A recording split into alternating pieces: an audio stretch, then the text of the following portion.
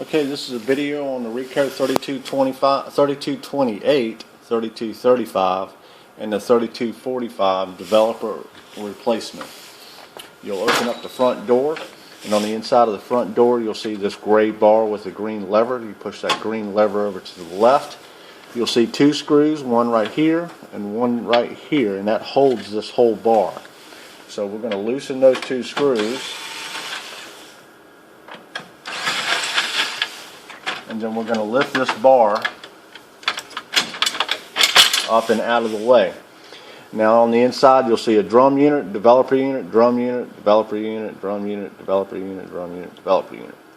Now depending on which developer unit you're replacing, you just pull on that particular developer unit.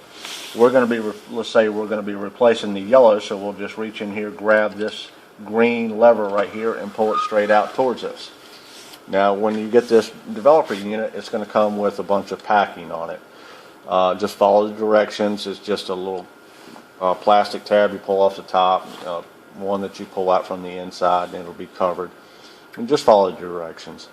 Then when you go to put this back in, there's a little guide bar right here that will go right up beside there, and then there's a rail on the left hand side. So it will just slide right on in, and you just push it all the way in. Now, to lock this back down, you just push this down and then move the green lever over to the left, and that helps hold this while we try to get these two screws in. Now, about getting these two screws in, you want to make sure that you don't cross thread these two screws, because if you do, then your machine is going to be completely down, because this bar is not going to hold these drum units and these developer units in properly. So it is key that you do not get these things stripped. Once you've got those two screws screwed back down in, we've got the machine all secure.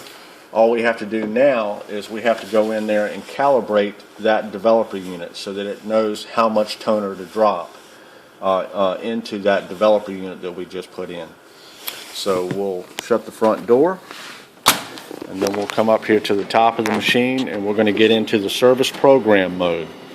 And it's going to be done by hitting this, these keys right here in the sequence. We're going to hit clear, 1, 0, 7, stop, and then we're going to hold down stop until the screen changes. I'm sorry about the glare. Now we'll come over to copy SP and touch that. And then up here at the top, you'll see process. We're going to touch SP3, and then it's going to say TD initial.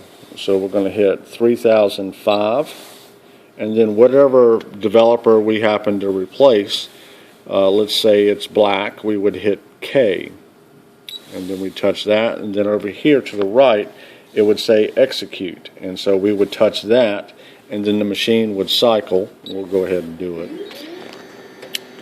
and it's going to take a few minutes for it to cycle through its process so that it sets the level of how much toner to drop into this developer unit. And this is key, because if you don't do this, then the machine could get undertoned or it could get overtoned.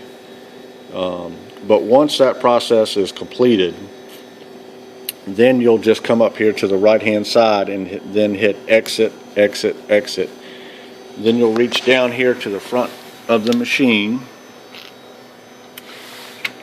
and then you'll just turn the machine off. Now make sure that it shows completed on the screen before you do this. I did this premature, which this is doesn't really matter at this point. Then you turn the machine back on, and then you'll be all set to go.